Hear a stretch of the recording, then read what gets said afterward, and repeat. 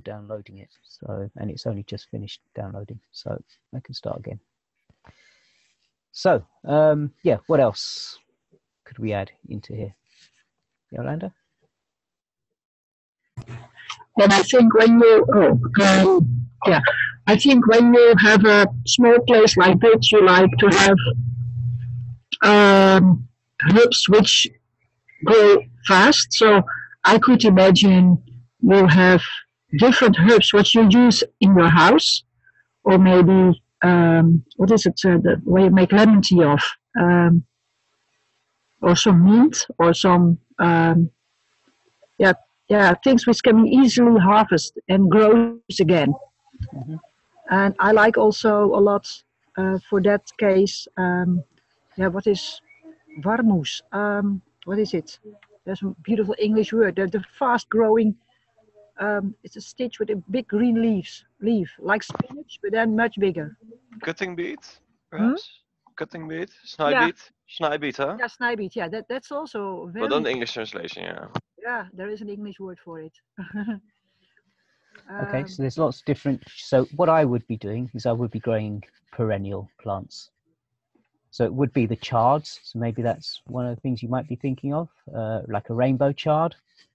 There's lots of perennial spinaches. I've got cabbages, which last typically for about 8, 9, 10 years, something like that. So a perennial cabbage. I'd be going for different bulbs. I know you don't eat onions, but many of the things in the allium family would go really well. Then certain self-seeders, things that really easily propagate and self-seed really quickly and really easily, that don't need much nutrients. So things like dandelion, which, okay, for some people may sound a little bit odd to be growing dandelion, but the Italians actually, when they went over to the Americas, they actually took dandelion with them because they knew how incredibly nutritious this particular plant is, and they were cultivating it as carefully as we would cultivate carrots, because they knew how much vitality is in this. It's because of our taste buds, we don't like bitter things. That's why we've kind of grown off it, and because there's such an abundance of it that many people forget it. But it's a great one. So yes, I'd mostly be looking at perennial vegetables that don't need much nutrients, that will continuously come, that will produce a lot of foliage, which the parts that you don't collect, you just put back onto the floor and allow it to decompose. And in that way, you're massively reducing the amount of work you have to do continuously to bring nutrients back into the system. So that would be my strategy. It's got 2 minutes left before we move to the next section. Any other questions or any other feedback to that? Thank you so much. Okay. We're actually going to do a course starting tomorrow on designing spaces, designing gardens, and from a permaculture perspective, how to make them really low maintenance and really simple and easy. So it's all by donation, so it's whatever people want to give, it's nice and easy. So if anyone wants to come to that, you're more than welcome. Zoe, you got a question? Yeah, I had one more for Anna. I don't know how cultivation in a flat is, but maybe it's nice to also start like a compost thing for your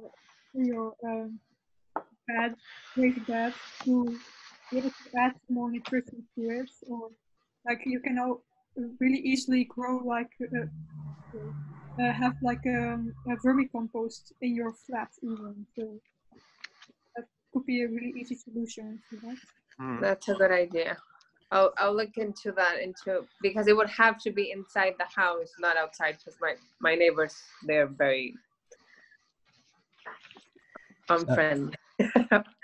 I have a composting system that I call an in situ composter, where it's more or less invisible to people if you do it right. So they won't even know that you're growing. It just looks like it could just look like a pipe or something coming out from your grow bed. I can maybe explain that in the next section if people are interested. So Emma, and then we'll either take a break or whatever we decide.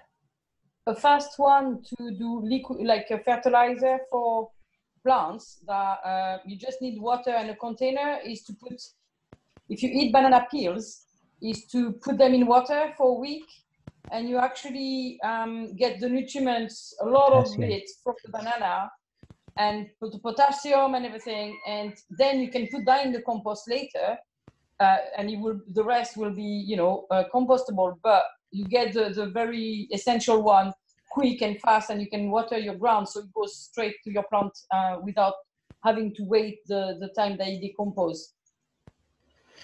Okay, the one consideration I would have around a lot of these liquid feeds is very often if you're accumulating masses, really concentrated nutrients, putting it straight to your plants can actually damage them. So you really need to think about watering it down. Yes. Or actually, one of my father's best friends was a farmer, and he was maybe 80 years old or something, so he kind of retired. And my father was telling him about the permaculture garden I was making for him, and so when my father passed away, he came over. He said, "Wow, finally, I get to see your garden that your father's been telling me about for so long."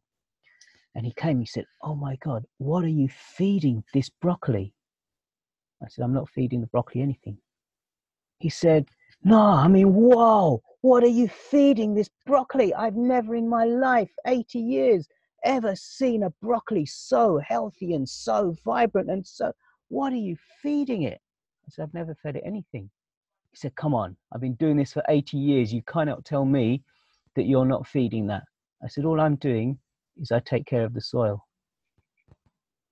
I create an environment where the soil is continuously enriching itself, and therefore the plant responds." And this brings me on to a really essential point. You never, ever, ever, ever feed a plant. You feed the soil. You feed the soil, you feed the life in the soil, and then the life in the soil begets more life, begets more life, begets more life. So you feed the soil, never, ever, ever feed a plant. What happens if you feed a plant? They die. If you feed it, overfeed it, a little bit more subtle than that, gets lazy, gets dependent. So it's like feeding your child, 14, 15 years old, mummy still cooks, and all of a sudden goes to college or university. Mummy's not here. Baked beans on toast. I can't make anything else. They're dependent. How am I? Better. I'll go and see mummy in 3 weeks' time, and then take all my washing because mummy does all my washing for me. I have no idea how a washing machine works, and so on and so forth. You get dependent. It's the same with plants.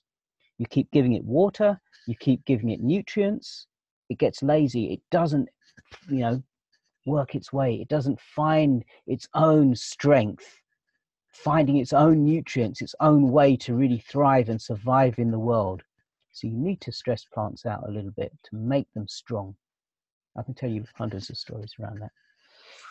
So theoretically, we've got like a 20-minute break. What I thought we would do is maybe, if people are interested, you can actually, first of all, you can take a break, but you can also maybe get into little chat groups. So we can set up little breakout sessions, or you can just have a big chat in here, just talk about anything. So what do people feel like doing? Anyone? Do you want me to, if you want, I can just make little random groups, and you can just go off and just have little conversations. Yeah. How long should we do that for? Should maybe do it twice. So maybe 5 minutes, then I'll call everyone back, and then another breakout group for 5 minutes. Yeah. How does that sound? Then you get to chat to a few people.